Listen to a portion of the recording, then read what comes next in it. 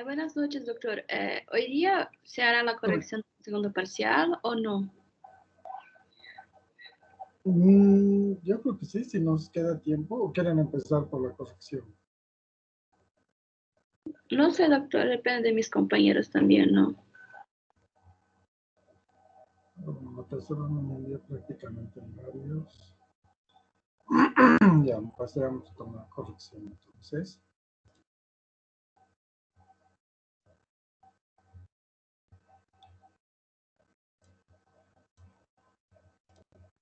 Ya.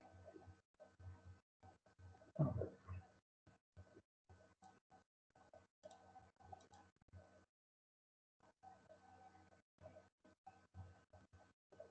Vamos a dar paso rápidamente a la corrección. No sé si estaba en ese orden, tenía que variar las órdenes, el orden de las preguntas en el examen.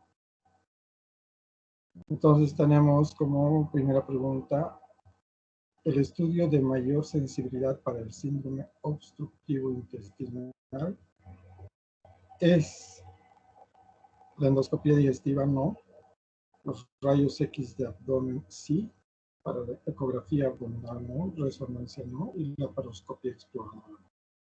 La respuesta correcta es rayos X de abdomen. En la pregunta 2, uno de los siguientes no es laboratorio inicial protocolar de abdomen agudo. El hemograma completo, no. O sea, sí es uno de los siguientes, pero no corresponde a la pregunta. Urea creatinina, grupo IRH y examen de orina son laboratorios iniciales protocolares. Las troponinas no son el protocolo inicial de abdomen agudo. Solo usan las troponinas para descartar infarto de miocardio en el caso del abdomen agudo. También en el caso del trauma cardíaco. 3. Para la valoración quirúrgica, ¿sí? Sería el hemograma la correcta, ¿no? No, la pregunta, pues les decía, la pregunta dice, uno de los siguientes no es laboratorio inicial protocolar de abdomen agudo. Ah, ya, serían las troponinas, ¿no? Exacto, las troponinas es la respuesta. El hemograma, la urea, el grupo y el examen de orina sí son laboratorios del protocolo de abdomen agudo, ¿no? Eso quiere decir que dentro del protocolo están esos exámenes, excepto las troponinas. ¿Entendido? Sí, doc. Ok. 3. Para la valoración quirúrgica de un paciente con dolor abdominal, se inicia preferentemente con cinemática de la lesión, con signos vitales, con anamnesis y examen físico, vía aérea y ventilación y laboratorios de rutina. Entonces, se inicia con la anamnesis y el examen físico. Estamos con dolor abdominal.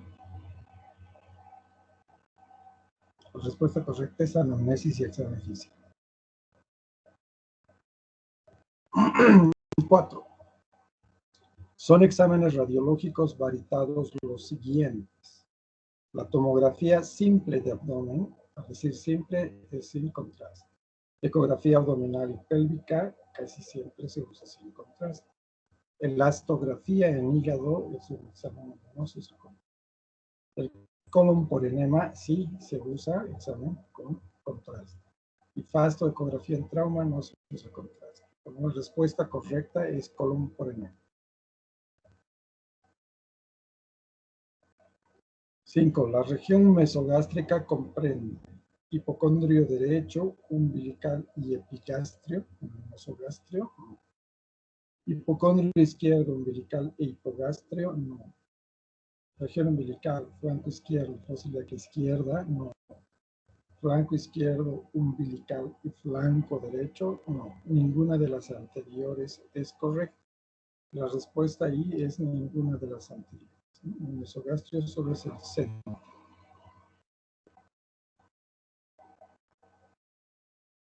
Seis. Son músculos que encontramos en la incisión de McBurney los siguientes: el oblicuo mayor, el transverso y la fascia peritoneal. La fascia peritoneal no es un músculo. Otra, oblicuo mayor, oblicuo menor, transverso. Esa es la respuesta correcta. Oblicuo menor, aponeurosis, y transverso, la apo no es un músculo. Oblicuo mayor, aponeurosis, transverso, aponeurosis no es un músculo. Rectos abdominales, transverso y peritoneo. Peritoneo no es un músculo. Entonces la respuesta correcta es el oblicuo mayor, oblicuo menor y el transverso. 7. El aire subdiafragmático en rayos X y signo de Joubert a la exploración significa.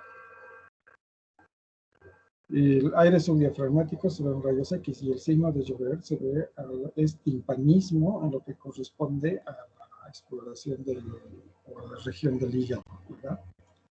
Entonces, ¿cuándo encontramos este caso? En la enfermedad acidopéptica, no, excepto este perforado. En el sangrado de tubo digestivo alto, no, excepto haya perforación. Oclusión intestinal alta, no, excepto haya perforación. Colitis ulcerosa, no, excepto haya una perforación. Perforación de víscera hueca, esa es la respuesta correcta. Entonces, cuando hay una perforación en cualquiera de las enfermedades, ya sean inflamatorias, ulcerosas, etcétera, o el trauma, entonces tenemos el aire subdiafragmático o signo de exploraciones físicas. 8. Entre los pilares fundamentales para el diagnóstico de un abdomen agudo están la anamnesis, la semiología del dolor, el examen físico, la exploración física, todas las anteriores son verdaderas. La respuesta correcta es todas son verdaderas. 9. Tumor en el abdomen, inmóvil o que no se mueve, no cambia de posición, ni se modifica con la contracción de los rectos. El signo del psoas, no. El signo de Tilot, no. El signo de Foder, sí. Y el signo de Aarón, no. Entonces, este signo corresponde al signo de Foder. Y es un hematoma en los rectos, ¿no? Se caracteriza porque no se mueve, está fijo. 10. El mismo tumor abdominal que se mueve lateralmente, entonces, signo del psoas, no. Signo de Foder, no. Signo de Aarón, no. Signo de Tilot, sí. Este signo, el signo de Tilot, es el mismo tumor, pero este sí se mueve, se puede movilizar de izquierda a derecha y generalmente puede pasar la línea. Corresponde a un quiste mesentérico, ¿verdad? 11. Son componentes del triángulo de Hesselbach. Borde del oblicuo menor, vasos epigástricos y ligamento inguinal, no. De hecho, el oblicuo menor se inserta en el ligamento inguinal. Borde del recto, vasos epigástricos y ligamento inguinal. Sí, los bordes del recto hacia la línea media, los vasos epigástricos hacia afuera y arriba y el ligamento inguinal hacia abajo.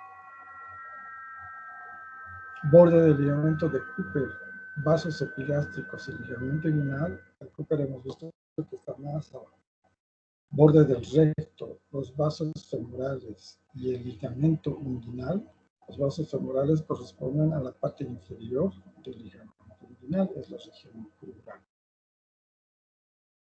y ninguna de las anteriores. La respuesta correcta en la 11 es el borde del recto, los vasos epigástricos y el ligamento. Triángulo de Gesell.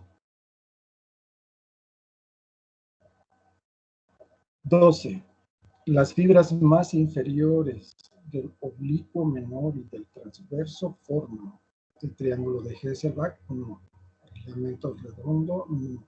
El área de Douglas, no. El músculo cremaster, no. El tendón conjunto, sí. La respuesta correcta es el tendón conjunto. 13.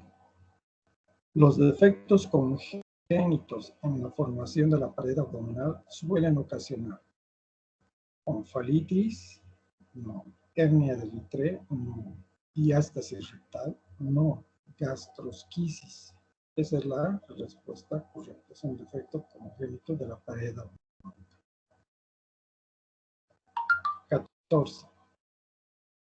Los defectos lumbares como la hernia de Petit se suelen encontrar por debajo del reborde costal posterior, no. Por encima del reborde costal posterior, no. Por encima de la cresta ilíaca posterior superior, sí, porque corresponde a esa región, ¿no? Por encima del ligamento inguinal, no, y por la arcada de Popar, no. La respuesta correcta es por encima de la cresta ilíaca posterior superior, en la espalda, ahí arriba. 15. Las fibras inferiores del oblicuo menor forman la siguiente estructura. El epiplom de Whipple, no. La arcada de Popar, no. El músculo cremaster, sí. Los pilares del recto del abdomen, no. El agujero femoral, no. El oblicuo menor, el interno, oblicuo interno, en sus fibras inferiores, o sea, las más adentro y abajo, van a formar el músculo cremaster.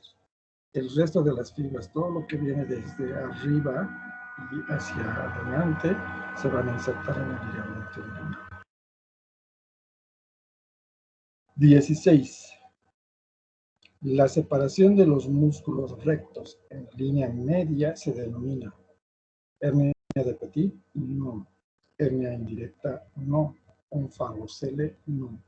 Gastrosquisis, no. Son la diástasis de los rectos. Entonces, se separan los rectos y hay una protrusión atrás. 17. Las epigástricas superiores irrigan la pared tóraco-abdominal y son ramas de la siguiente arteria. La mamaria interna, arriba, sí. La mamaria externa, no. La ilíaca externa, no. La ilíaca primitiva, no. La arteria subclavia, no. La respuesta correcta es la mamaria interna, ¿no? Que viene a la axilar y abajo donde está el tronco recto. 18. Las hernias directas protruyen a partir de el orificio superficial, no. El orificio profundo, no. El triángulo de Hesselbach, sí.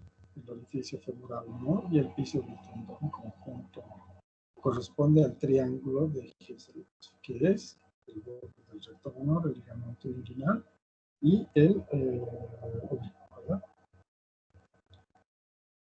19. El signo más fidedigno para definir un abdomen agudo probable quirúrgico es síntomas parasimpáticos, no. Antecedentes quirúrgicos previos, no. Signo de Aaron, no. Signo de finiquieto, no. Signos de irritación peritoneal, sí, ¿no? Ese es el signo más fidedigno para ver si es, ¿no?, un abdomen quirúrgico. 20. La arteria epigástrica inferior irriga la pared abdominal y es rama de la siguiente arteria. Arteria mamaria interna, no. Arteria mamaria externa, no. La ilíaca externa, sí. La arteria ilíaca primitiva, no. La arteria subclaviana. Es rama de la arteria ilíaca externa. 21.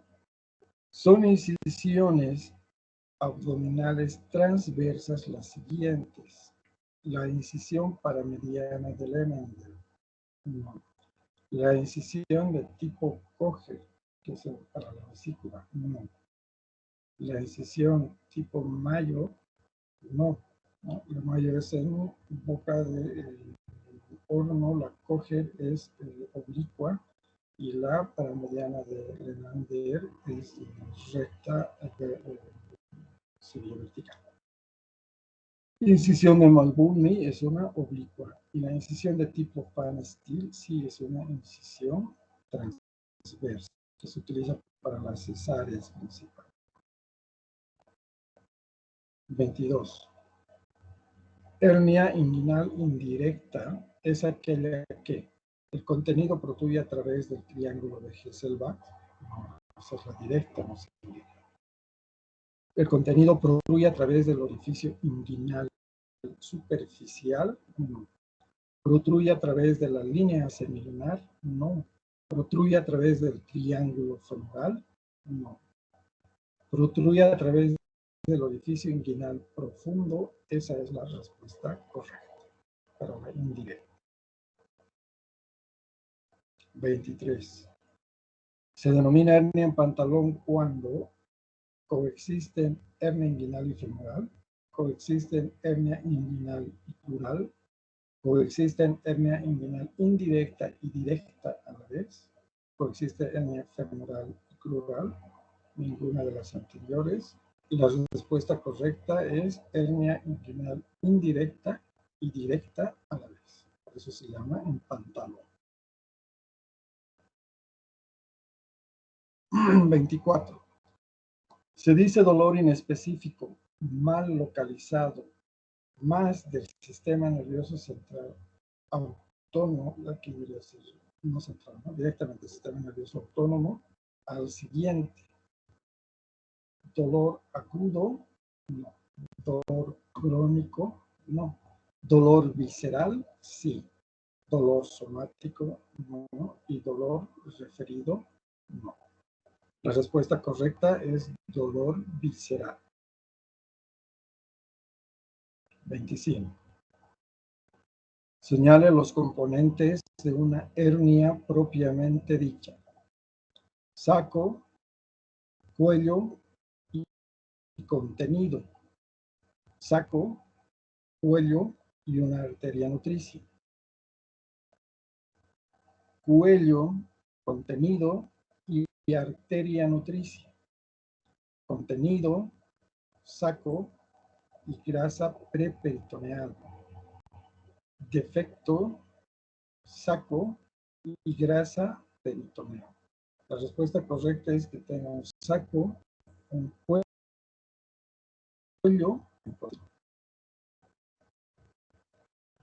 26. Se dice dolor más localizado, que puede ser superficial, responde al sistema nervioso periférico, al siguiente enunciado. Dolor agudo, no. Dolor somático, sí. Crónico, no. Vísceral, no. Y referido, no. Dolor somático es la respuesta correcta. 27. Se denomina hernia encarcerada a hernia que protruye y se reduce con valsalva. No. Hernia que protruye, tiene contenido y se reduce fácilmente. No.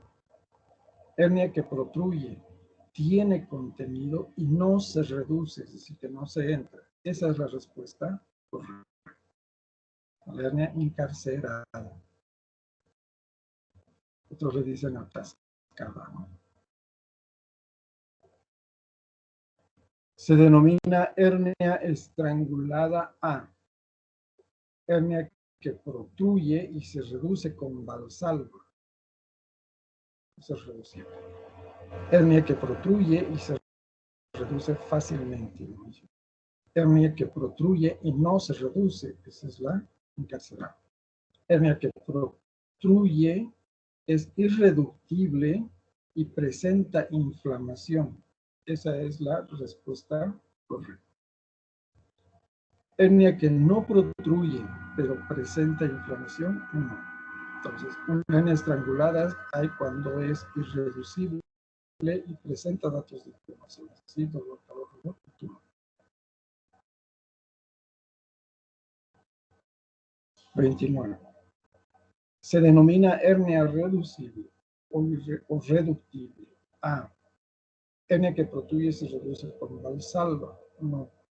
Hernia que protruye y no se reduce. No. Que protruye, no se reduce y presenta inflamación. No, así es estangular. No protruye, pero presenta inflamación. No. Hernia que protruye y se reduce fácilmente. Esa es la respuesta correcta.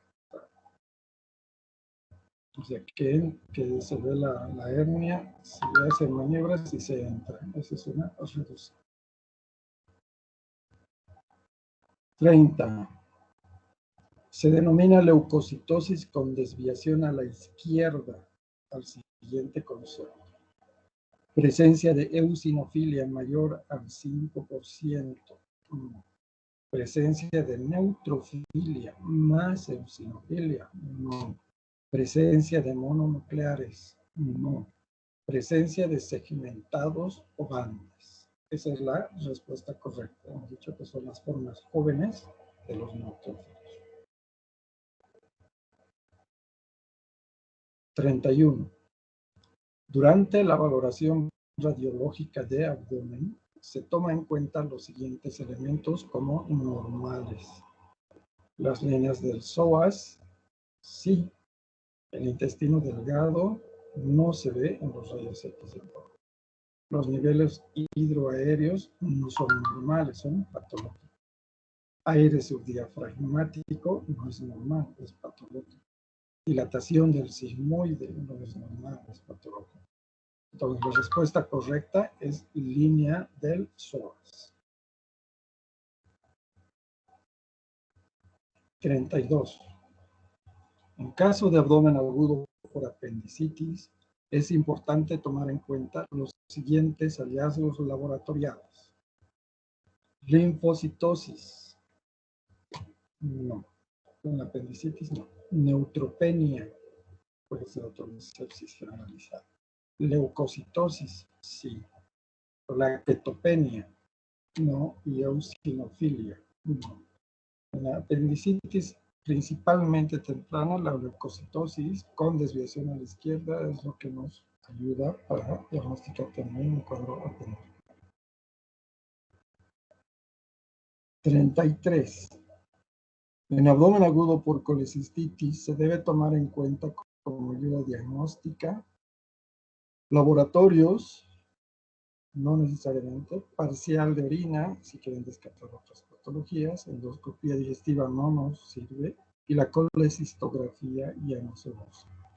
La respuesta correcta es ecografía abdominal. Entonces, si piensas en colecistitis, mejor con ecografía abdominal. 34. Señale la causa más frecuente de obstrucción intestinal en nuestro medio. Cáncer de colon, no.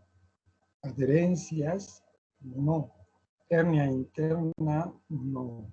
Pólipos colónicos, no. Megacolon chagásico, sí. Esa es la respuesta correcta. Es la causa más frecuente de obstrucción intestinal en Bolivia. Doctor, Sí. una consulta. Pero si hablamos de megacolon chagásico, esa no sería la principal causa de intestino grueso, pero porque bridas y adherencias son la principal causa de intestino delgado y hasta donde yo sé o yo había entendido que es la más frecuente a nivel mundial y en cualquier país, porque apendicitis habrá, digamos, en Países Bajos, en países ricos, siempre va a haber apendicitis y todo ese tipo de operaciones. Ahora, si fuera intestino grueso, ahí sí me da colon. Pero ahí decía obstrucción intestinal general. ¿No sería bridas y adherencias la respuesta correcta? No, aún así en nuestro medio es más frecuente que todas las oclusiones intestinales en general. Si tú tienes un paciente con abdomen distendido y piensas en oclusión intestinal, piensas primero en megacolon chagásico. Y para eso es la placa. Con la placa te vas allá a ayudar bastante en si es alta o baja, y de ahí así es con la clasificación en nuestro medio. Ahora, por otro lado, la obstrucción intestinal por bridas y adherencias, ¿no? No es un cuadro típico en nuestro medio. Y cada vez se ha ido disminuyendo. ¿Por qué? Porque estamos en una era de la endoscopía, ¿verdad? En nuestro medio, la alternativa a la cirugía abierta, que es la causa más frecuente de hernias, de bridas y adherencias, la alternativa es la cirugía endoscópica, ¿no? La laparoscopía principalmente. Y esta tiene menor índice de bridas y adherencias. Y en el exterior no solo hay la cirugía endoscópica por laparoscopía, está la cirugía robótica, está el single port, está la por endoscopía o por orificios naturales. Entonces, además de esta alternativa de laparoscopía, tienen las otras alternativas. Por tanto, el índice de bridas y adherencias es mucho menor todavía. Entonces, ¿qué ha sucedido? Que las patologías oncológicas en el exterior son la causa más frecuente de oclusión intestinal. Si dividimos altas y bajas, solamente si las dividimos en oclusión intestinal alta, intestino delgado, entonces sí, vamos a poner en primer lugar, antes que las oncológicas, vamos a poner las bridas y adherencias. Y si dividimos en intestino grueso, antes que las bridas y adherencias, vamos a poner las oncológicas. ¿Sí? Pero en el exterior, en nuestro medio, aún así, todavía es el megacolon chagásico. Otra cosa a comentarles es que se dice que hemos erradicado el megacolon chagásico prácticamente en todas estas regiones. ¿Por qué? Por el avance de las ciudades, el parásito, la vinchuca, se ha limitado hacia los lugares más periféricos, prácticamente el campo, pero aún así, con el avance de la civilización, el estucado del techo y todo eso ha disminuido. Por eso prácticamente se indica que se ha erradicado el Chagas. Sin embargo, las lesiones crónicas y secuelas, diríamos, en este caso el megacolon chagásico, se nota a partir de entre los 20 a 30 años, pasada la primera infección. Y se ha declarado erradicado el Chagas prácticamente llegando al 2000, más o menos, aunque nuevamente ha repuntado en Bolivia. Pero tendríamos que ver si efectivamente está erradicado a partir del 2030, más o menos. Entonces, todavía no podemos hablar que nosotros no operamos megacolon chagásico. Entonces, para nuestro medio es el megacolon chagásico. Ahora, no sé la estadística en Perú también indican que la causa de obstrucción intestinal más frecuente es el dolicomegacolon. De todas las obstrucciones, ¿ya? Todas altas y bajas, el dolicomegacolon, que es diferente en los países de Norteamérica, incluso Centroamérica para arriba, aunque en Centroamérica hay, en la parte de El Salvador y todo, hay Chagas todavía, pero es mucho menos frecuente que en nuestro. En Bolivia, la causa más frecuente de obstrucción es el dolicomegacolon.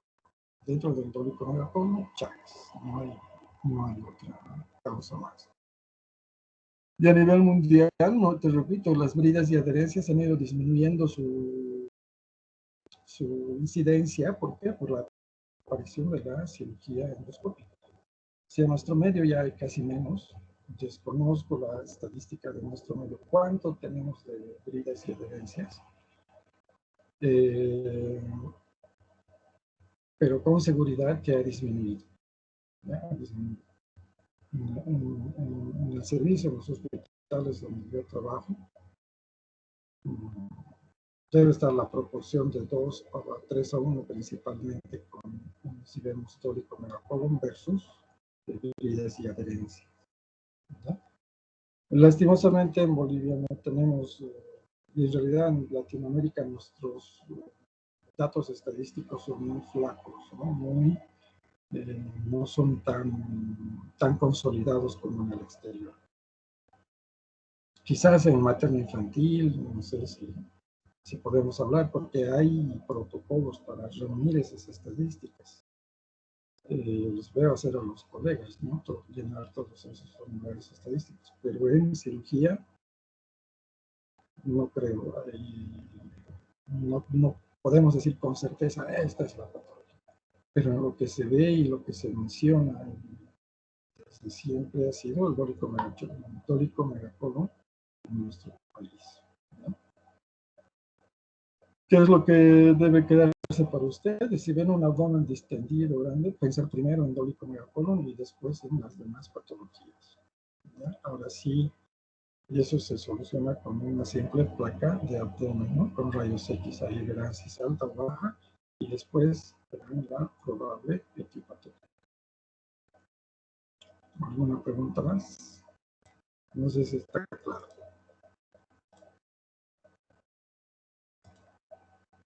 Hola, hola. Claro. 35. Señale cuál es el signo cardinal o el más importante en el síndrome obstructivo de abdomen agudo. La constipación crónica, no. La distensión abdominal, no. El dolor abdominal, no. La melena o hematoquesia, no. Estamos hablando del signo más importante en el síndrome obstructivo, que sería entonces la falta de eliminación de gases. ¿No? Eso es lo más importante. El paciente puede tener o no dolor abdominal, puede tener o no la distensión muy evidente, la constipación puede ser sí o no evidente, o incluso la melena o la hematoquesia. Pero si el paciente dice no estoy eliminando gases 2-3 días, ese es el signo cardinal más importante. ¿Ya? Y ahí es donde pueden ustedes orientar también su diagnóstico. 36. En el abdomen agudo hemorrágico es importante tomar en cuenta leucocitosis con desviación a la izquierda, no. Embarazo de 30 semanas, no. Distensión abdominal, no. Acidosis metabólica, no. Anemia clínica y laboratorial, sí, ¿verdad? Si el paciente está pálido, con cosas pálidas, frialdad distal y presión baja, entonces nos puede dar, podemos pensar en un agudo hemorrágico. Por laboratorios, la hemoglobina tiene que estar disminuida, ¿no? Entonces, el abdomen agudo hemorrágico es más importante la anemia clínica y laboratorio. 37. El FAST o ecografía en trauma abdominal es relevante en el siguiente síndrome. Shock séptico, no. En el embarazo, no. En el trauma abdominal, sí. En la obstrucción intestinal, no. En la sepsis urogenital, no. El FAST se realiza en trauma abdominal. Ahí es. ¿Por qué pongo relevante? Porque antes el FAST ha nacido en el trauma y se había utilizado en el trauma. Pero hoy por hoy ya no es necesario que el paciente sea un politraumático. En ocasiones, para descartar un abdomen agudo quirúrgico, principalmente si es en hemorragia, por ejemplo, en el tópico, en la úlcera péptica, etcétera, etcétera, se pide un FAST. El FAST nació en el trauma, por eso su nombre dice ecografía en trauma. Pero hoy por hoy van a escuchar ustedes ese término común, es el FAST, ¿no? Entonces, ¿cómo queda el FAST? Es como búsqueda de colecciones agudas, ¿ya? Pero ha nacido en trauma, y ese es su nombre. 38. La escala de Alvarado es utilizada en el siguiente síndrome de abdomen agudo. En la colecistitis aguda, no. En la obstrucción intestinal, no. En el shock hemorrágico, no. En la apendicitis aguda, sí. En la colitis ulcerosa, no. La respuesta correcta es apendicitis aguda. 39. La hernia que contiene un divertículo de Meckel en el saco. ¿Es hernia de Spiegel? No. ¿Hernia de Greenfield? No. ¿Hernia de Eymann? No. ¿Hernia de Petit? No. Y hernia de Litre, sí. La hernia de Litre es un divertículo en el saco. 40. Se dice hernia estrangulada en la siguiente situación. Contenido se reduce sin dificultad. No, eso es reducir. El contenido permanece irreductible, pero no hay compromiso vascular. El contenido no protruye, no. El contenido tiene compromiso vascular, sí. El contenido líquido simple, no. Entonces, en la hernia estrangulada no es estrangulada mientras no haya compromiso vascular. Esa es la respuesta correcta. Bien, ¿alguna pregunta más?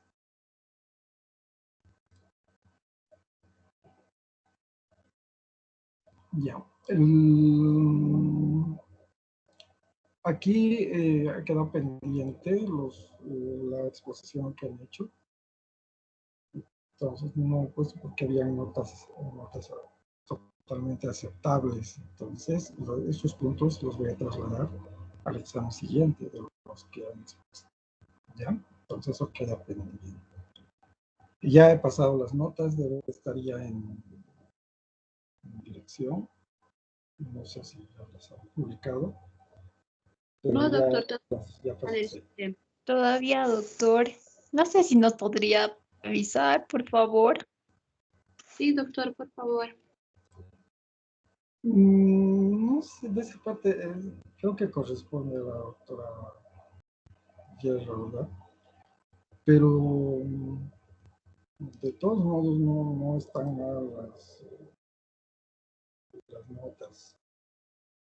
En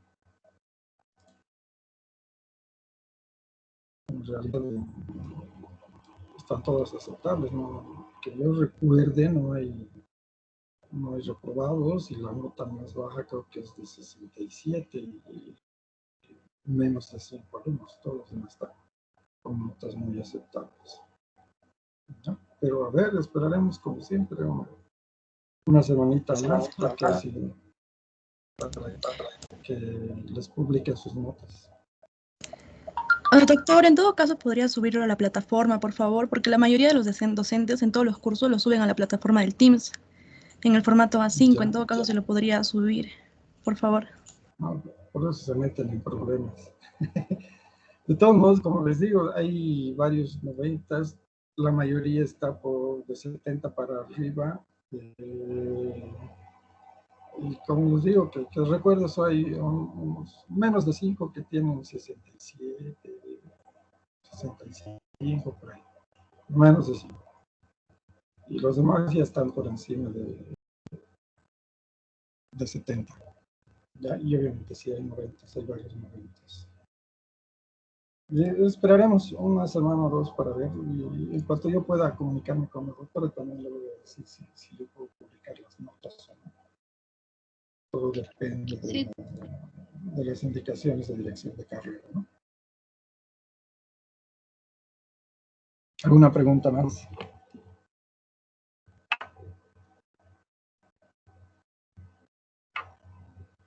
Muy bien. Entonces vamos a Doctor, ¿dijo seguir. que tenían puntos las exposiciones?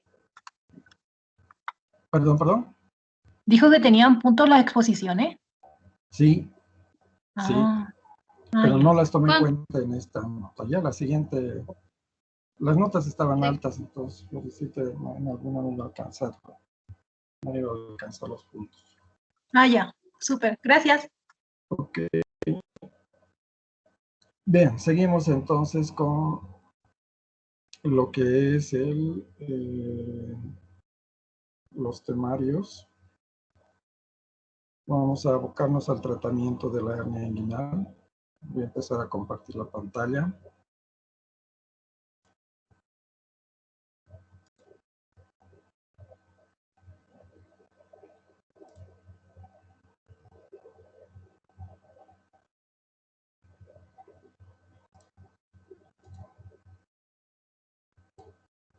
Bien, no sé si están ya observando la pantalla.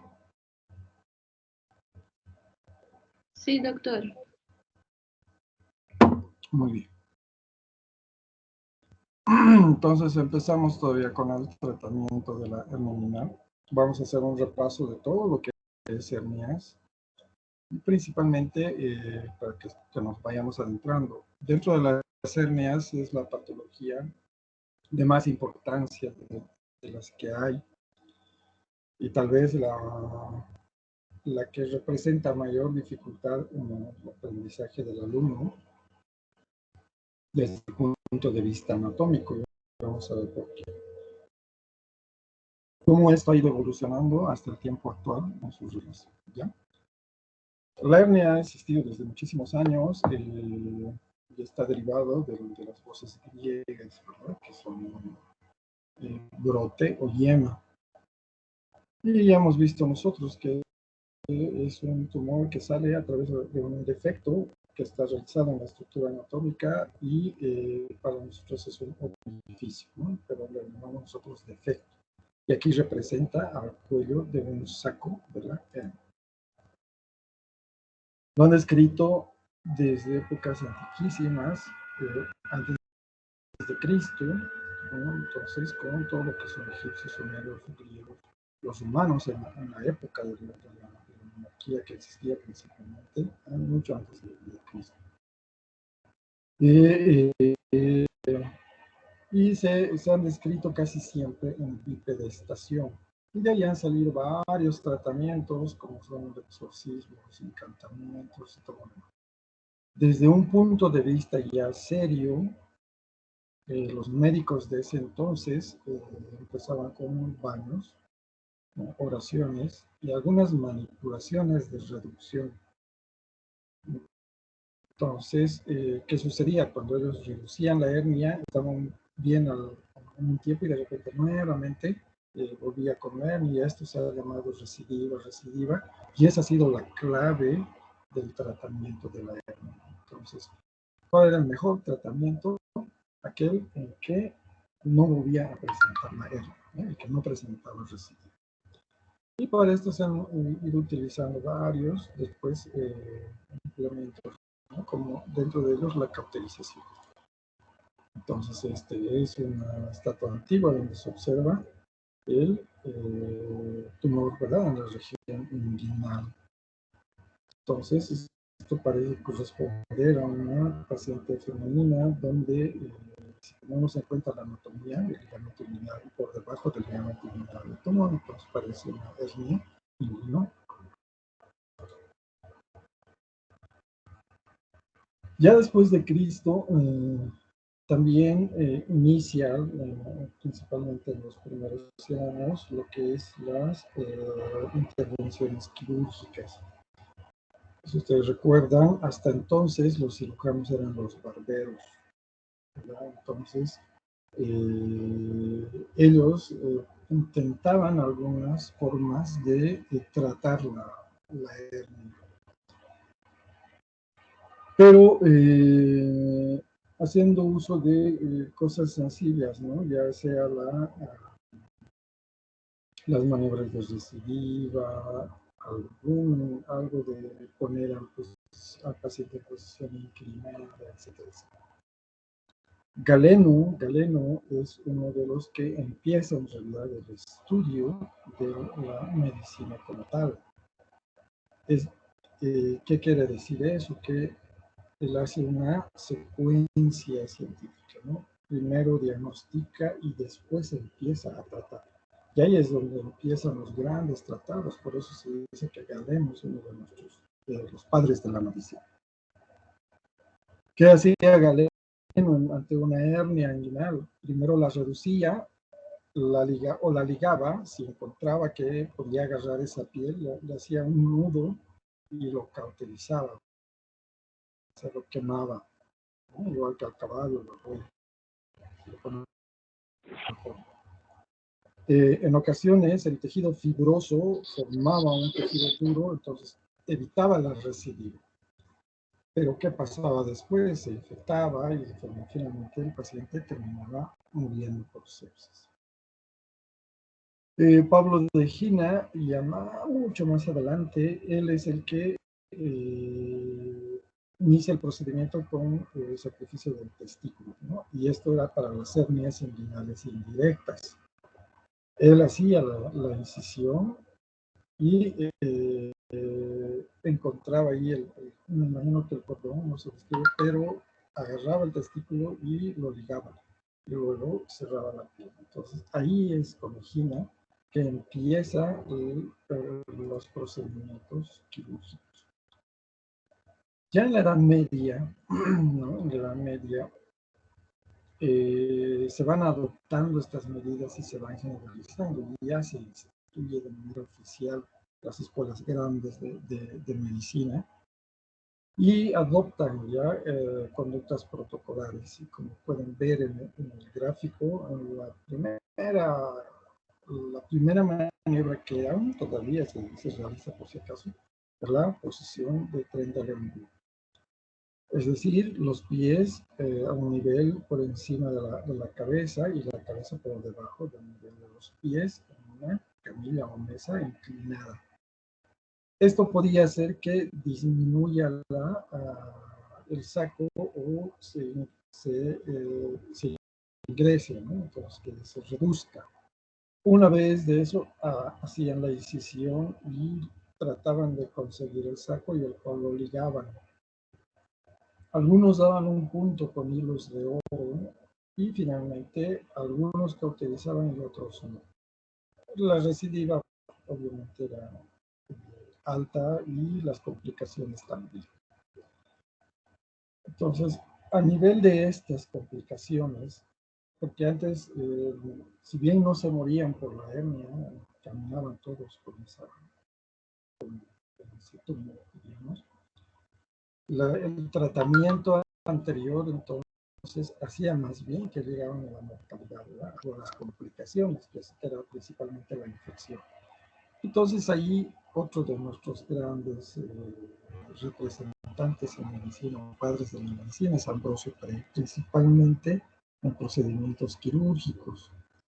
Y él adopta las medidas conservadoras, como pueden ver. La puntada de oro, que hacía más puntos, pero con hilo de oro, porque según él, el oro era un material menos propenso a la infección. Sí tenía razón, pero no mejoraba la recidiva seguía presentándose. Después el uso de bragueros, que hoy en día también se utilizan, ¿verdad?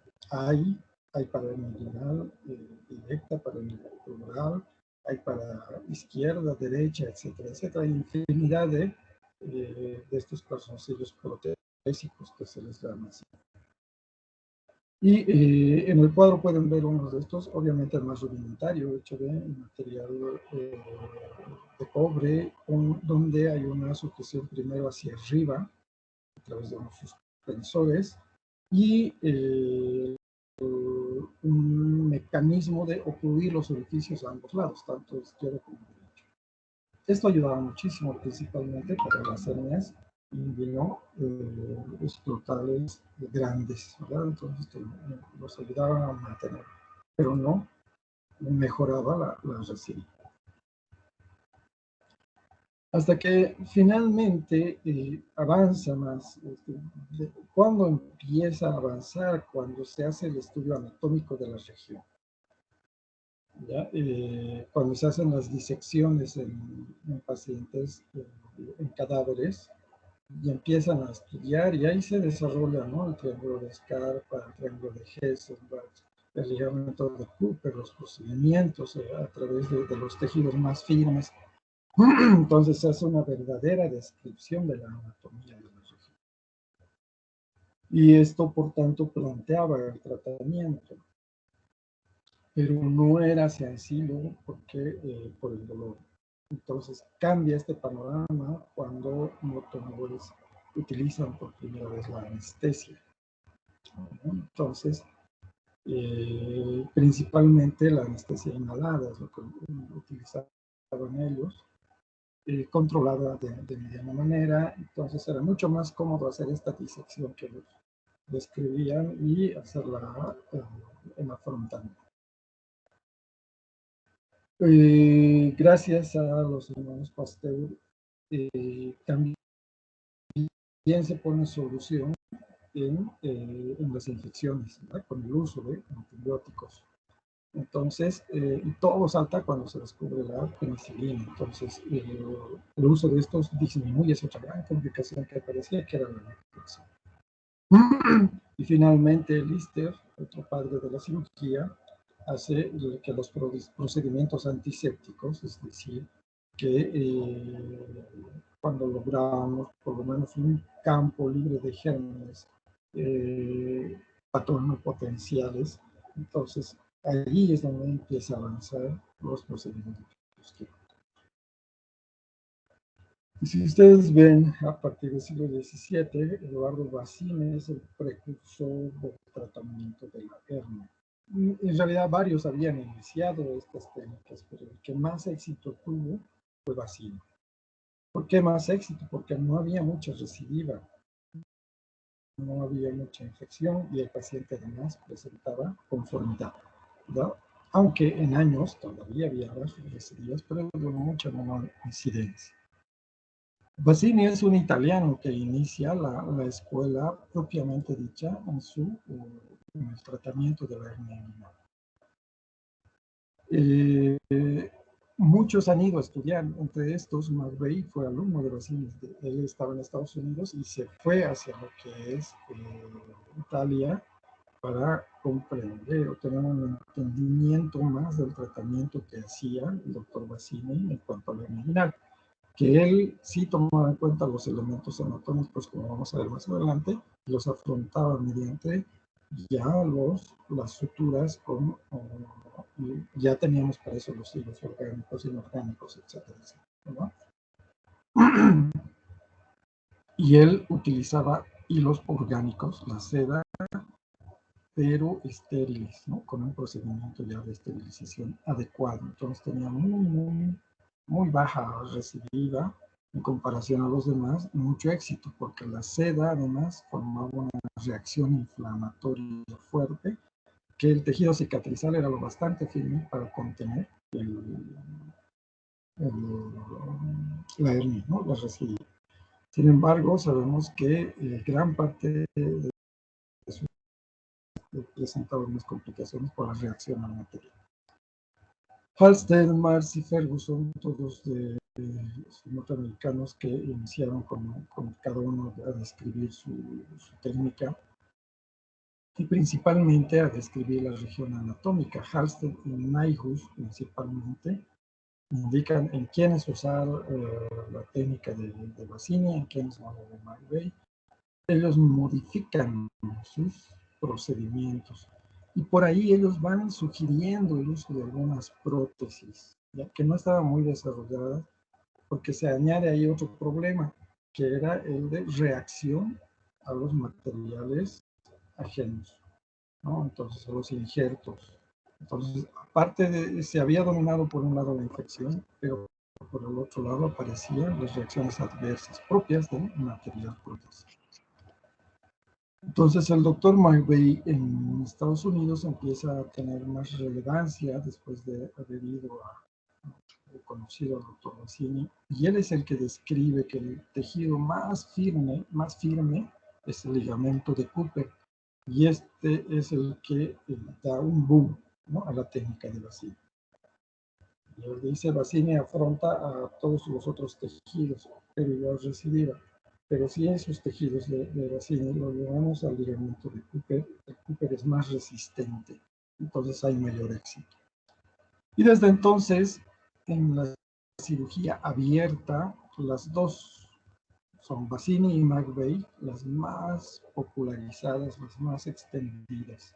Obviamente en Norteamérica mucho más frecuente la técnica de McVeigh y en Europa la técnica de Bassini, ambos utilizando las mismas con gran éxito.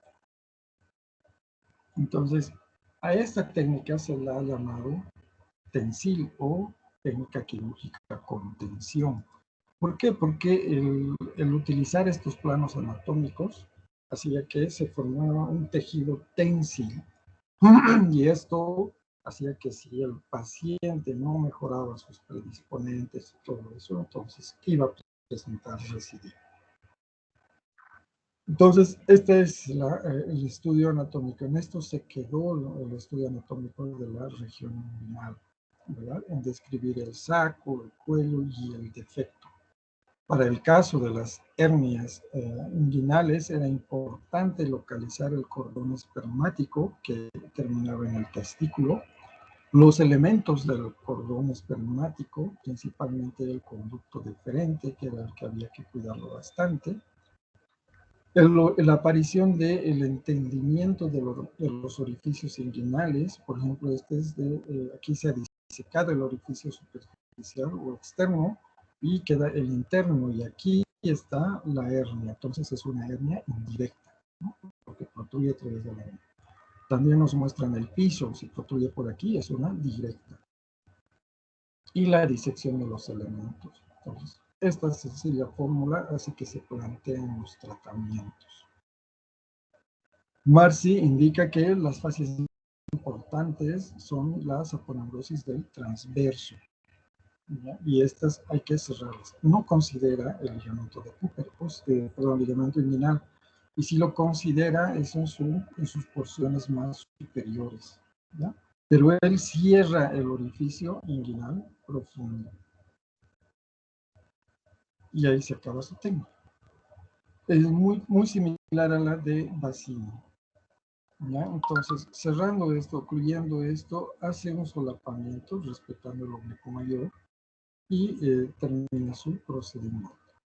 ¿Qué dice Schuldeis? ¿No? Dice que no basta con cerrar el defecto o el anillo, sino que al saco hay que cortarlo y ligarlo, ¿no? Entonces, aquí estaba el saquito herniario, lo cortan y lo ligan o le hacen una sutura. Entonces, con esto el saco se reduce y se hace una reparación de todos los tejidos, ¿ya? Dice, si no hay hernia directa, se sugiere también agarrar y hacer una incisión a través del conducto del piso, ¿no? Y después se va a proceder a reparar esto casi plano por plano, ¿no? Entonces, él abre el conducto, aquí está la grasa preperitoneal, la indirecta estaba aquí y la directa no había, pero igual la repara, ¿no? Y sus reparaciones plano por plano. Entonces, primero agarra el transverso al tendón conjunto, puede tomar en cuenta o no el ligamento inguinal. Schuldeis agarra el ligamento inguinal para el tendón conjunto directamente con ligamentos y con sutura continua, avanzando hacia el orificio profundo. Y finalmente vuelve a tomar el ligamento inguinal, que ya lo había tomado en la segunda posterior, y agarra las tiras del tendón conjunto y el oblicuo mayor y les va haciendo un solapamiento, es decir, por capas. ¿Ya? Schuldeis hace las reparaciones por capas en 2 o 3 de pared, cerrando la directa y la indirecta a la vez. Es más o menos lo mismo que hace Bassini, solo que Bassini tiene mucho cuidado con el tratamiento del cordón espermático y es más minucioso con los planos quirúrgicos. Y Bassini toma el ligamento inguinal enteramente, ¿ya? Enteramente. El ligamento inguinal para él es el elemento más fuerte y todos los planos de sutura, a diferencia de Schuldeis, hace que vaya todo esto al ligamento inguinal. De esta manera, él va a lograr que todo lo que es la hernia esté bien reforzada, ¿no? Y él lo hace por planos y en varios tiempos. A diferencia de Schuldeis, ¿no? Él en todos los planos utiliza el ligamento inguinal. Entonces, todo lo que es el recto, el tendón conjunto, al ligamento inguinal, el oblicuo menor al ligamento inguinal, el oblicuo mayor al ligamento inguinal. Y entonces le hace la reparación. Puede o no hacer una plastilla del orificio, ¿ya? Es decir, puede ligar o no el saco dependiendo al tamaño del saco, que es donde entran los otros, ¿no? Unaricus y Rutko después a describir este elemento. ¿Cuál es la diferencia entre Bassini y McVeigh? Aquí Bassini no toma en cuenta el ligamento de Cooper, está aquí abajo. Para él el elemento más fuerte es el ligamento inguinal, de ahí hace toda su reparación. En cambio, McVeigh sí se aboca enteramente al ligamento de Cooper y casi todo hace hacia el ligamento de Cooper. Toda la fase que pueda tomar aquí arriba, tendón conjunto menor mayor, lo lleva hacia el ligamento de Cooper y de esta manera oblitera todo lo que es. Fíjense, aquí están los vasos epigástricos, aquí está el recto, ¿verdad? Y el ligamento inguinal. Esto va a formar el piso del conducto. Aquí arriba está el orificio. Todo esto lo va a llevar al ligamento de Cooper. Si ustedes leen la técnica de McVeigh, esto le queda muy tenso, porque el de Cooper está más abajo. El ligamento inguinal tiene un trayecto más noble. En cambio, el de Cooper está muy limitado a esta parte. Todos los tejidos los van a meter aquí. Y para eso, entonces, él describe incisiones de relajación. ¿Ya? Entonces, a veces son preguntas de examen para residencia.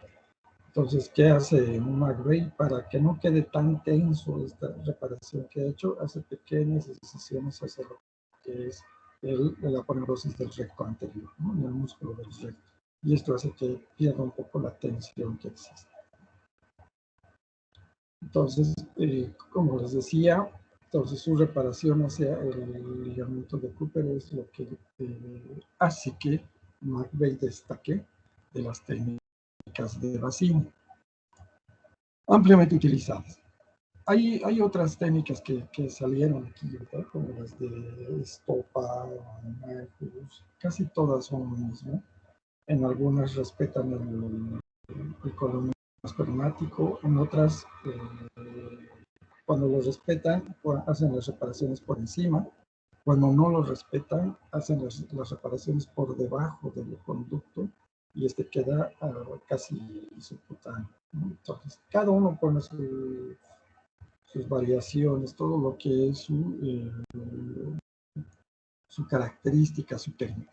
Pero por mucho, la técnica de McVeigh y la de Bassini son las más utilizadas hasta esas épocas. ¿Cuál ha sido el problema en todas estas técnicas? ¿No? Entonces, la recidiva. ¿Ya? La recidiva es decir, que se volvía a formar. En las técnicas mal empleadas, la recidiva era hasta del 50%, o sea, de cada 2 pacientes uno volvía a formar. Para los que eran más minuciosos y tomaban en cuenta más los elementos anatómicos, entonces ellos tenían una recidiva de un 20 o 30%, que ahí todavía era alta, ¿no? De 3-1, ya con recidiva.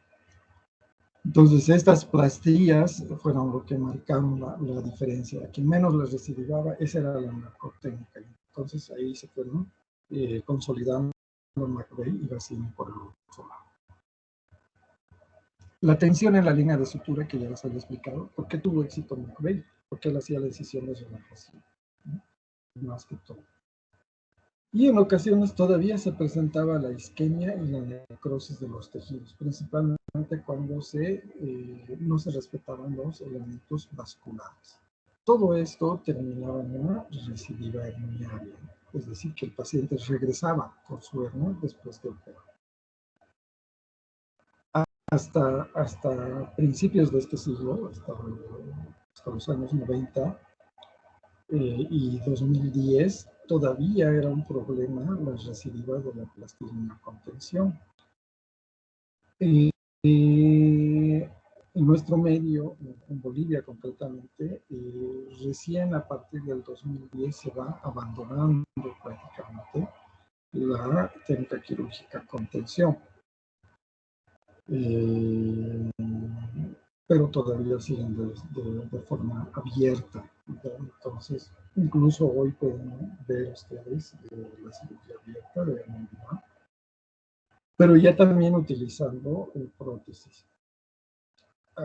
En cambio, afuera prácticamente hasta el 2000 ya se dejó de usar las técnicas Schuldeis y Cooper y se quedó más para aquellas recidivas, donde había que sacrificar la prótesis y sacarla, y pues no quedaba otra que utilizar cualquiera de estas dos técnicas.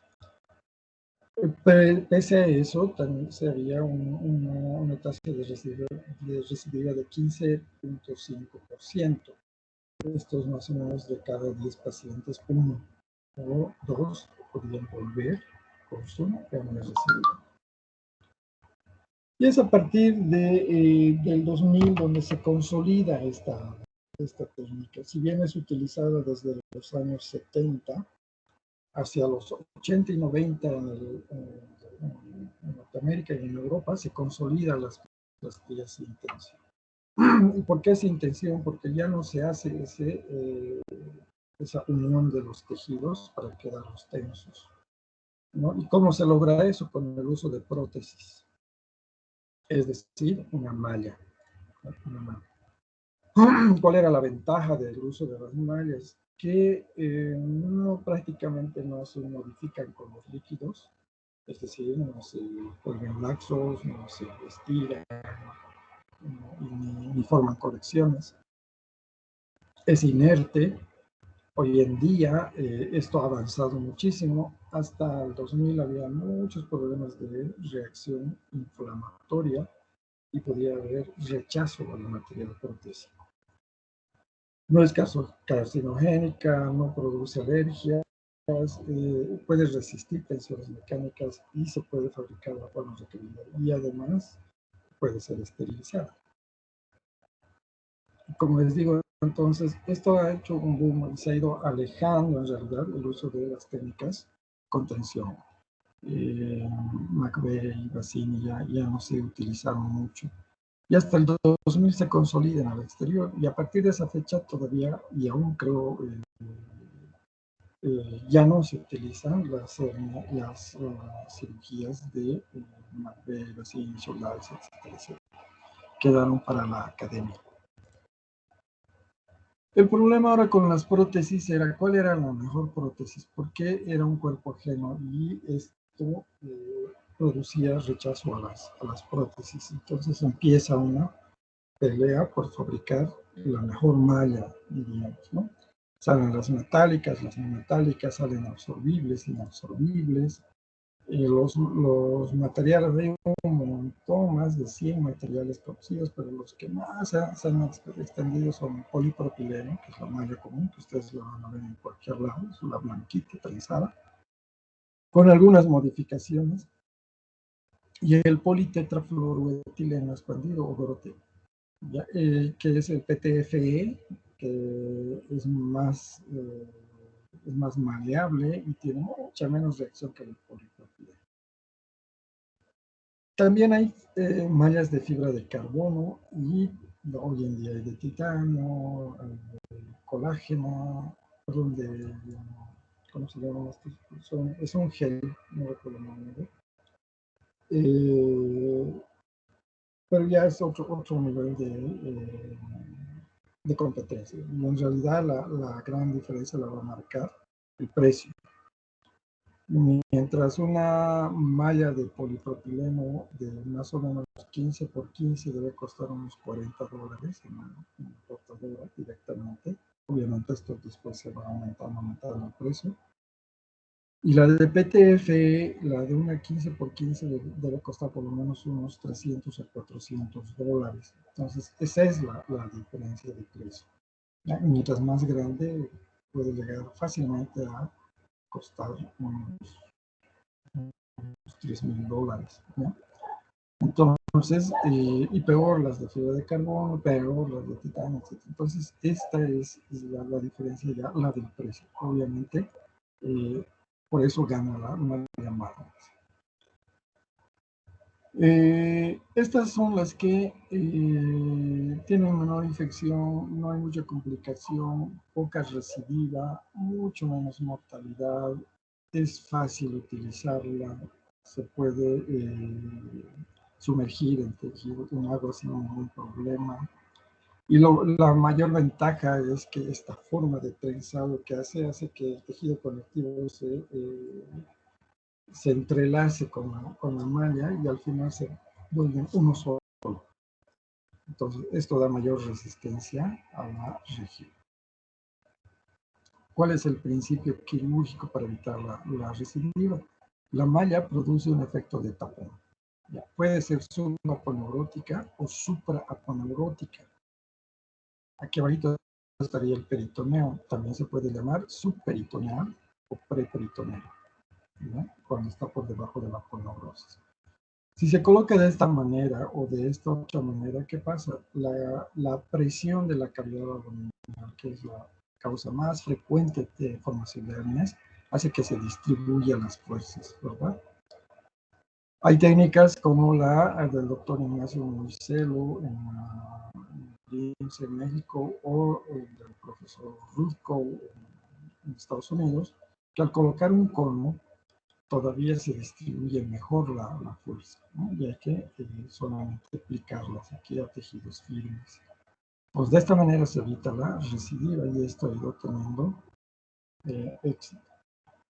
¿Cuáles son los dos que destacan hoy en día? Y es lo que ustedes van a encontrar en toda literatura, ¿no? La del doctor Irving Lichtenstein, que es canadiense, y el doctor Ara Rothko, que es norteamericano, ¿no? Es un migrante que se ha nacionalizado norteamericano. Entonces, ellos generalizan el uso de las prótesis. Al principio muy rechazados, pero como les digo, hasta el año 2000 ya todos hacían Lichtenstein y Rutko, excepto Mastromer, ¿no? ¿Qué indican ellos en el uso de las hernias sin tensión o el uso de prótesis?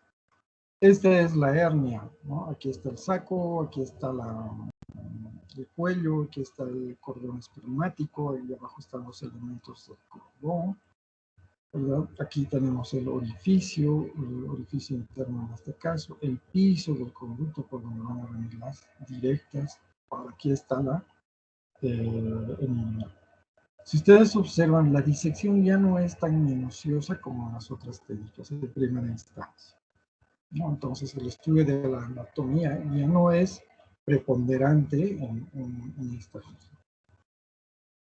Hay que distinguir, sin embargo, los elementos anatómicos de cualquier hernia en primera instancia.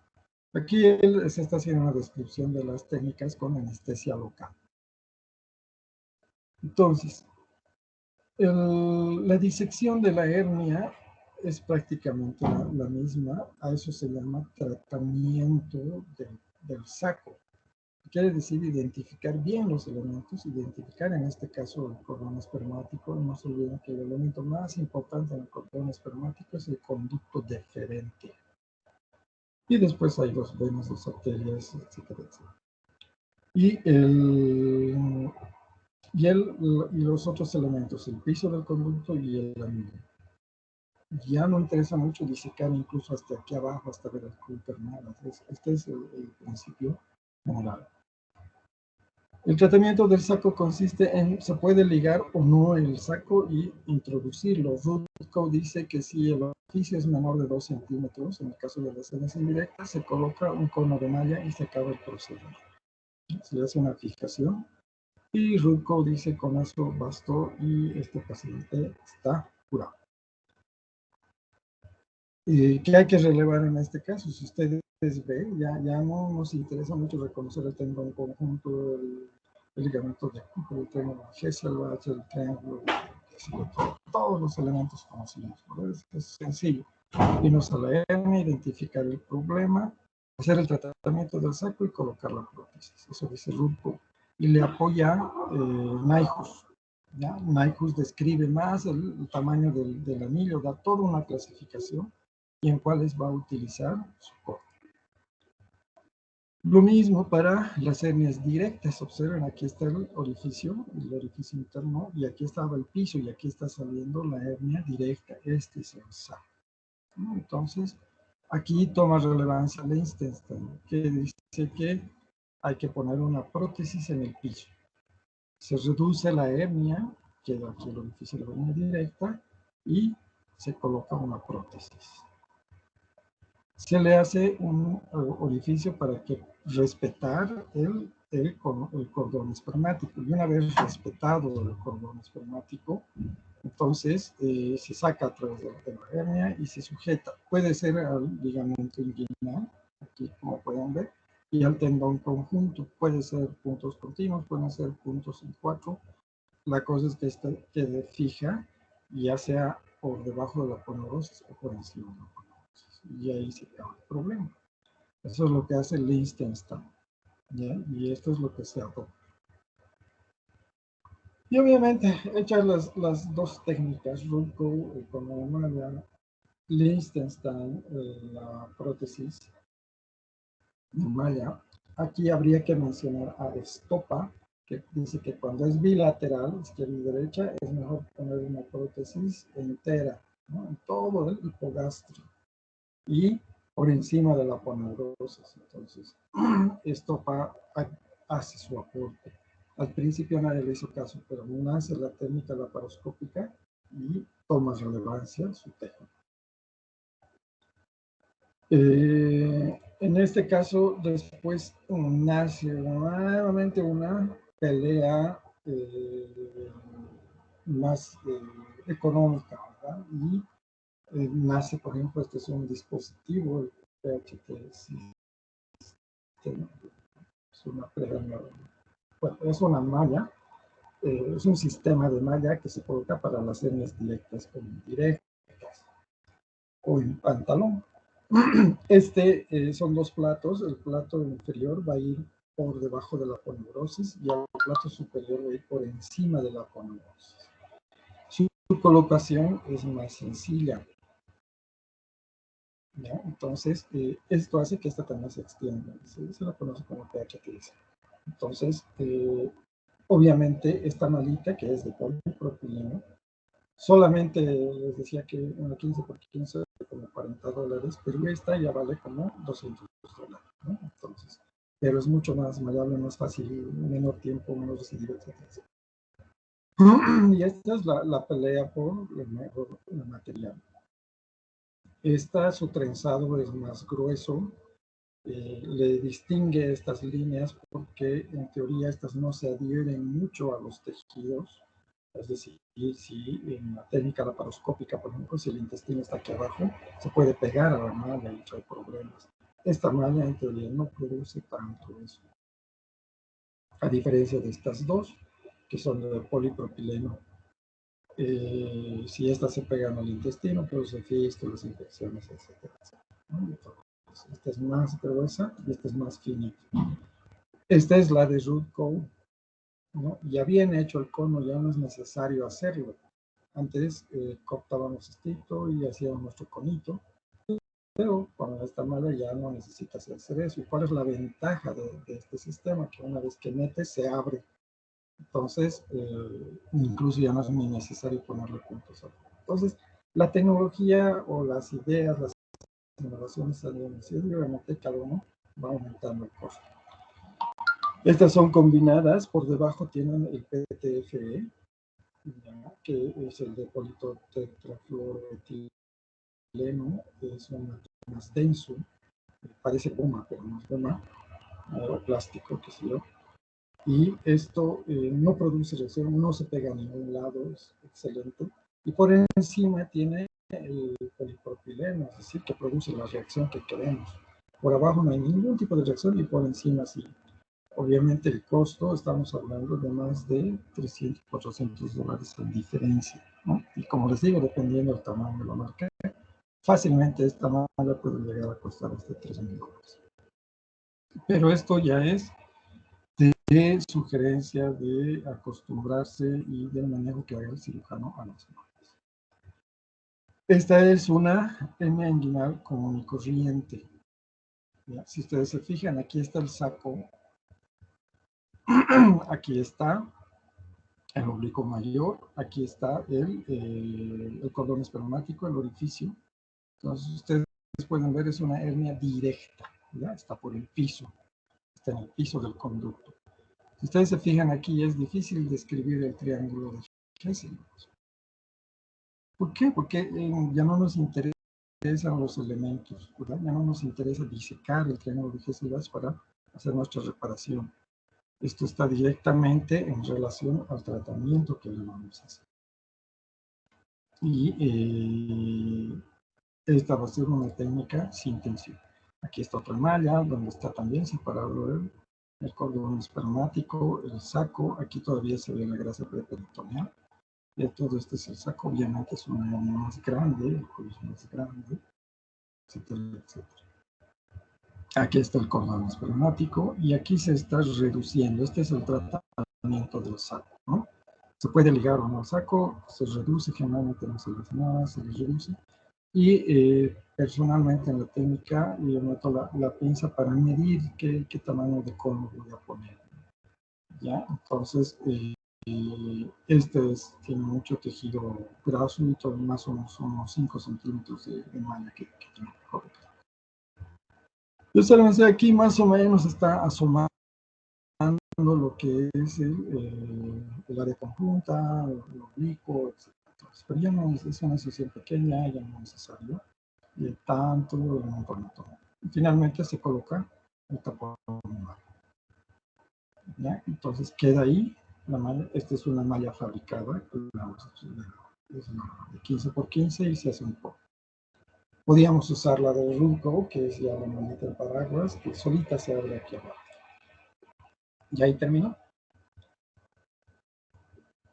Entonces, el uso de las prótesis son prácticamente sencillas. Se observa la incisión es pequeña, no más de 5 centímetros. La incisión de los músculos, perdón, de las fascias. Hemos dicho que está primero la de Campbell, después la de Scarpa. Esas son tejidos celulosos. Una vez que se saca el tejido celuloso cutáneo, se identifica el anillo. Este es el anillo. ¿Ya? Entonces, estas son las fibras del oblicuo mayor de las aponeurosis. Entonces, se va a ampliar para identificar el cordón espermático. Entonces, nada más, ahí vamos a ampliar el anillo para ver el cordón espermático. Ese es el objetivo de la técnica en realidad. Y separado ya, ahí está. Entonces disecamos un poco. Aquí ya nos estamos haciendo espacio para colocar una, ¿no? Para técnica de listas. Este blanco nacarado ya es el tendón conjunto, ya está viendo formar el tendón conjunto. Aquí las fibras musculares están uniendo. ¿Ya? Y aquí este blanco nacarado, este blanco brilloso que ven. Este blanco brilloso de que este cinta, ese es el ligamento inguinal. Aquí abajito. Este es el cordón espermático. ¿Ya? Se refiere. Algunos abren el cordón espermático para identificar los elementos. Aquí aparece el conducto deferente, que es este color blanco nacarado también. ¿Ya? Ahí está el deferente. Entonces, es opcional la identificación. En este caso es una hernia inguinal indirecta. Entonces, abrimos el público menor, es decir, el músculo que va a ir a formar después el crinaste, identificar los elementos del orden experimental. Aquí está la hernia, está saliendo por el orificio inguinal. Siempre va a ir al testículo, entonces ya es una hernia testicular completa, ¿verdad? Entonces aquí está identificado el saco, entonces ahora solo nos queda tratar el saco, ¿verdad? Identificarlo bien. Ahí está el saco. Los elementos del cordón tenemos que cuidar. Aquí abajo están los elementos del cordón. Y aquí está la vena espermática, la arteria está por abajo, en dos venas. Ese blanco nacarado es aquí está, el conducto deferente. Y eso es lo que hay que cuidar, porque esa es la parte del paciente, ¿verdad? Y aquí está saliendo el saco. Entonces hacemos el tratamiento del saco hasta llegar al cuello. Aquí está el orificio inguinal profundo. Ya hemos encontrado la hernia. Entonces la región anatómica. Fíjense aquí ya estamos lejos de los vasos, lejos del buque, está más abajo, no es necesario. Entonces reducimos el saco, algunos lo ligan y recién lo reducen. Y este es el pH test. Entonces su colocación es más sencilla, en vez de hacer maniobras con otra manita, solamente colocamos el platillo menor, este va a ir por debajo de la aponeurosis, este va a ir por encima de la aponeurosis. Entonces, este sistema de hernia favorece la cirugía, ¿no? Se coloca el plato menor hacia abajo y luego vamos a sacar el plato menor para hacer la del incesto. Entonces, el plato menor está subaponeurótico y esta está superaponeurótico. Y le vamos a dar algunos puntos. Personalmente tomo el ligamento inguinal, la espina de pubis y el cortamento del punto. Muy rara vez me voy con punto continuo cuando es viejito y todos los elementos son bachos. Pero esta técnica, fíjense, prácticamente lo único que ahorra tiempo es la formación del orificio y la formación de manipular mucho la mano, ¿no? Entonces aquí prácticamente está hecha. Lo único que vamos a hacer es para sacar por aquí el cordón espermático. Listo, y luego se va a fijar al ligamento. Aquí abajo está el ligamento inguinal, es este blanquito. Por eso también le llaman cintilla iliopectina o iliopúbica, ¿no? Este de aquí abajo. O arcada. Entonces, ahí con eso ya está. Aquí está el piso reforzado, no necesitamos hacerle nada más. Entonces, esto ha revolucionado la cirugía de Vasily, Marcus, Soldares, etc. Colocamos la malla al espacio que nos habíamos creado, ¿verdad? Y ahí estamos cerrando el orificio que habíamos empleado en el orificio superficial.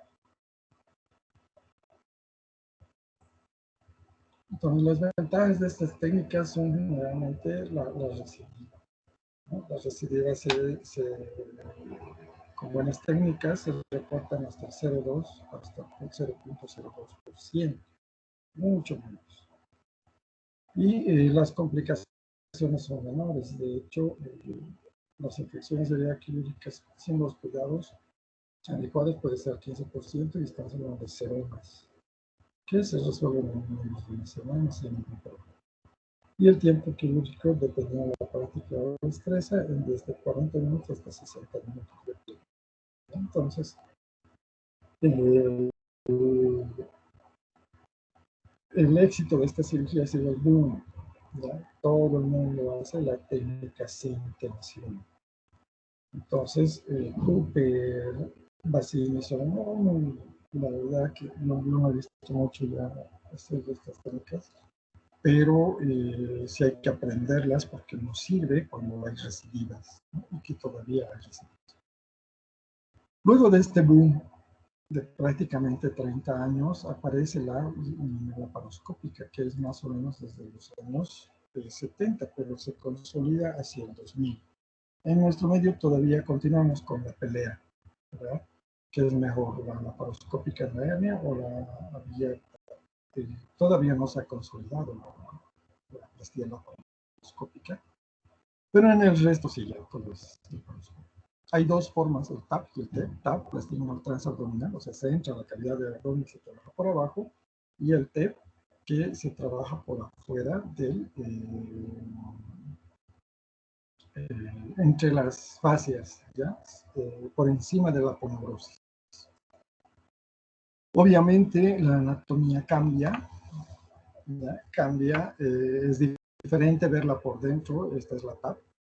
Ustedes observan, aquí está el anillo, aquí están los vasos, más o menos por aquí asoma lo que es el Cooper. El Cooper se ve muy bien por dentro de la cavidad, es un color bien blanco brillante. Es el que más brilla, ese es el ligamento de Cooper. Y los vasos, ¿no? Los vasos en este caso, la arteria ilíaca externa, y más arriba están los epigástricos.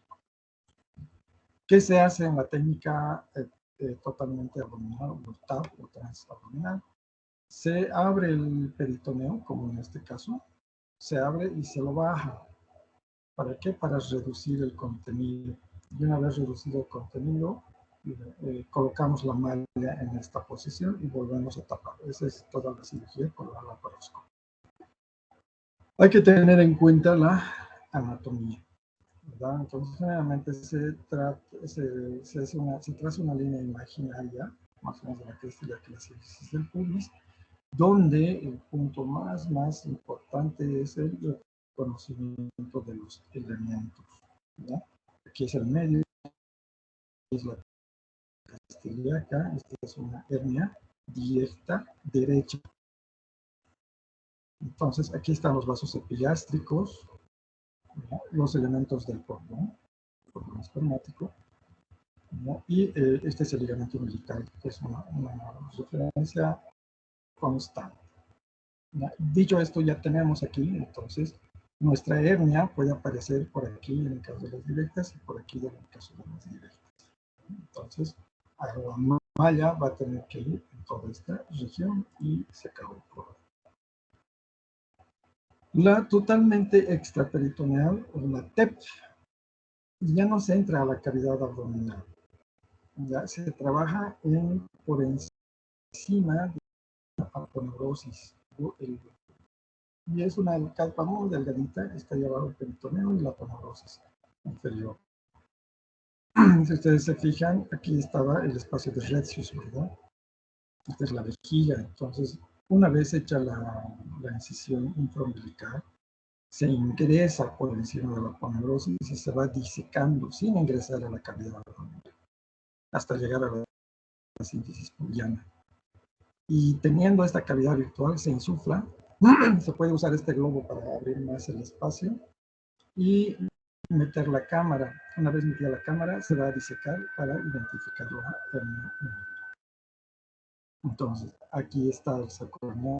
Esta es la visión que tenemos, totalmente diferente. Aquí está el peritoneo y la aponeurosis.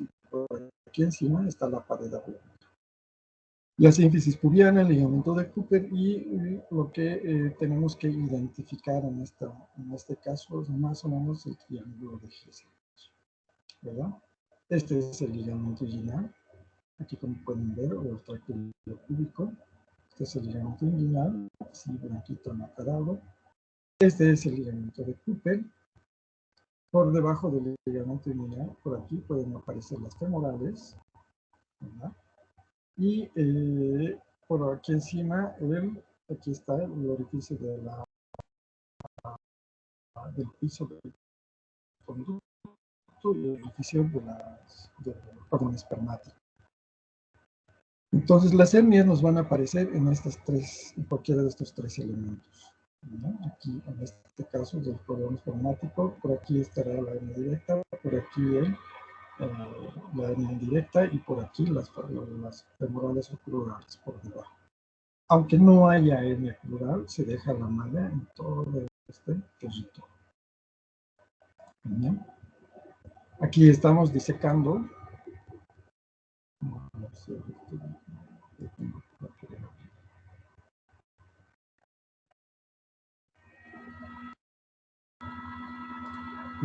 Entonces, aquí no tenemos el globo, ¿no? Entonces, lo que vamos a hacer es primero con la cámara, hacernos un poco de espacio entre las fibras. Tanto de aquí abajo está el peritoneo y la poneurosis, y aquí arriba está la pared abdominal. Y ya vemos por aquí ya. Entonces nos hacemos un poco de campo para meter el primer trocar. Aquí está el primer trocar. Y luego vamos a echar el segundo trocar. Y ya con esto vamos a hacernos más campo, ¿no? Más disección, hasta encontrar la síntesis pubiana aquí. Y luego nos vamos al lateral hasta encontrar esta ilíaca.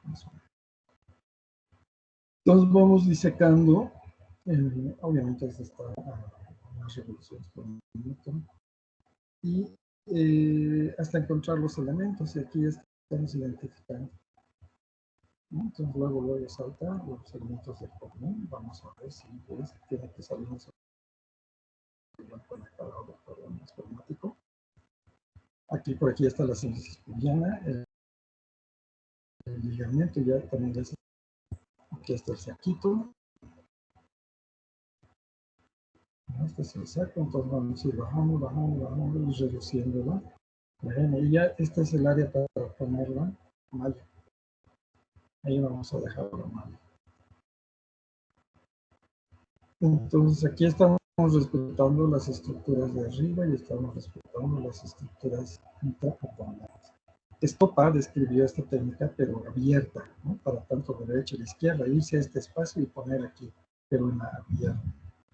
Y toma relevancia ahora para la técnica totalmente extra peritoneal. Entonces ahí, aquí están los elementos del pómulo, aquí está el saco. Cuando es muy fuerte el saco, es difícil de reducir, se liga. Y aquí colocamos nuestra malla. Está yendo desde la cresta ilíaca hacia la síntesis pubiana. En primera instancia tapamos todo lo que es el espacio de la directa e indirecta, ¿no? El que estaba aquí, y aquí abajo la femora. Aquí está el Cooper, esta cosa brillante es el Cooper. Aquí está la síntesis pubiana.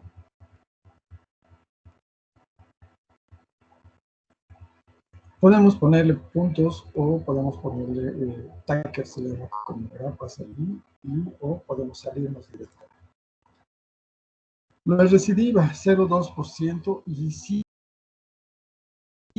puede subir a 6% en una luz maternal, con la laparoscopia.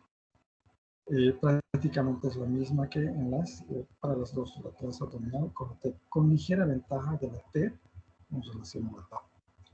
Ventajas: recuperación rápida, menor dolor. El paciente está trabajando a la semana, con la diferencia con las abiertas. Las antiguas eran a los 3 meses.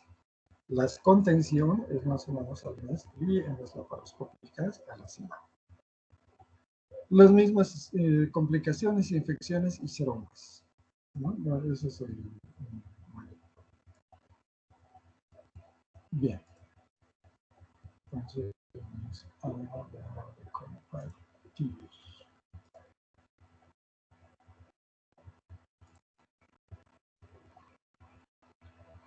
Bien, entonces para recapitularles, el tratamiento de la hernia inguinal, antes las técnicas con tensión, que son las abiertas, luego las técnicas sin tensión, que son con el uso de mallas protésicas, y en esta época estamos con las técnicas endoscópicas, que son la TAP, que sería transabdominal por adentro de la cavidad, la TEP, totalmente extraperitoneal entre las fascias.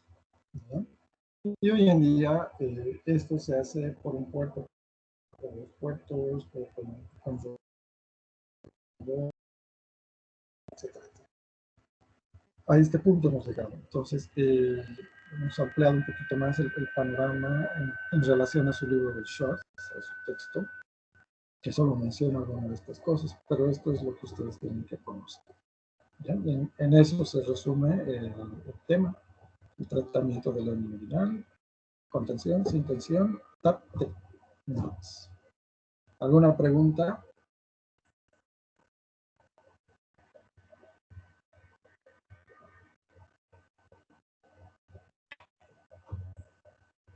¿Algo ahí?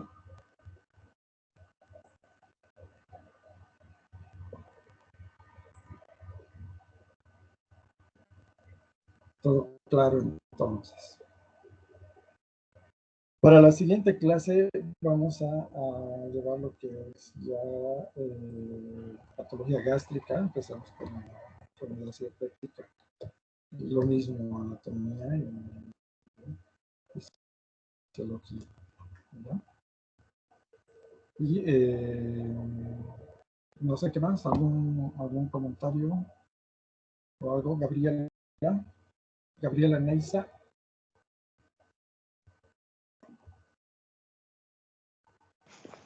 No, doctor. Oh, claro. Belén Andrade. Presente, doctor. Está todo claro. Espero que el examen va a estar más complicado, ¿no? Víctor Morales.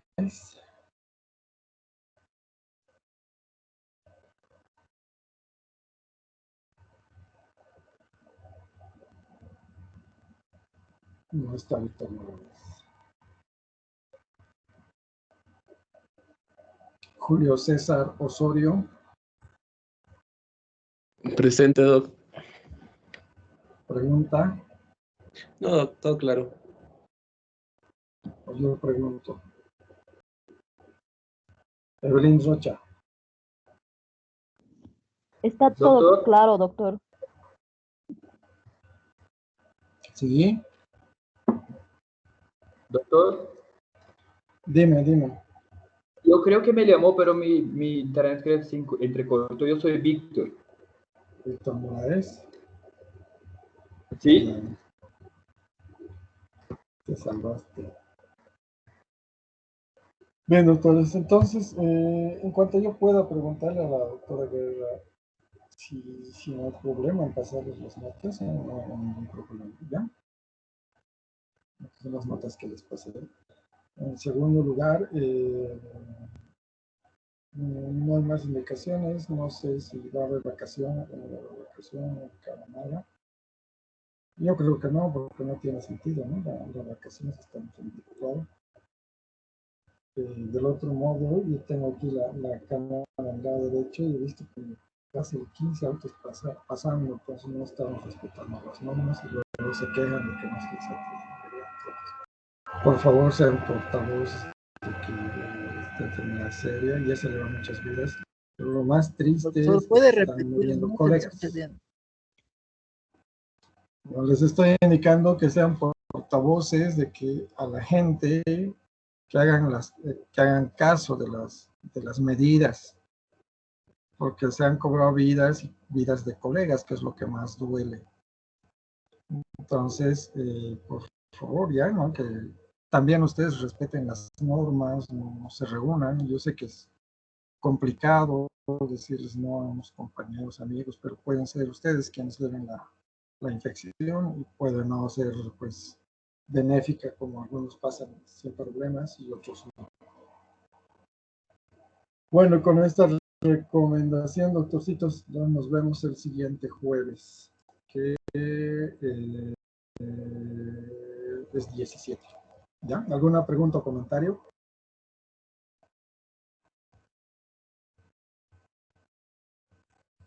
Doctor, Nada, una ok. con referencia, digamos, al tema de apendicitis y colecitis aguda, ¿lo vamos a volver a ver más adelante o ya muere así como con el tema de abdomen agudo? No, sí vamos a verlo, pero ahora sí más minucioso, ¿no? El abdomen agudo nos hemos enfocado más a reconocer el problema, pero ya como el tema, tenemos que saber la anatomía, fisiología, fisiopatología, ¿no? La cirugía, el tratamiento y todo eso. Entonces sí vamos a profundizar en lo que es la colecistitis, apendicitis y todo. El abdomen agudo, una vista rápida de lo más práctico, que sería el diagnóstico de estas patologías. Pero ya después, sí, anatómicamente y fisiopatológicamente principalmente tenemos que ver cómo se forma, de dónde se forma. ¿No? Está bien, Sí, doctor, gracias. Okay.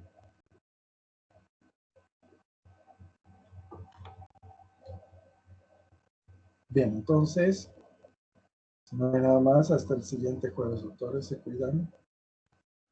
Adiós, adiós. Hasta luego, doctor. Gracias, doctor. Gracias. Ah, Hasta luego. Hasta luego. Gracias.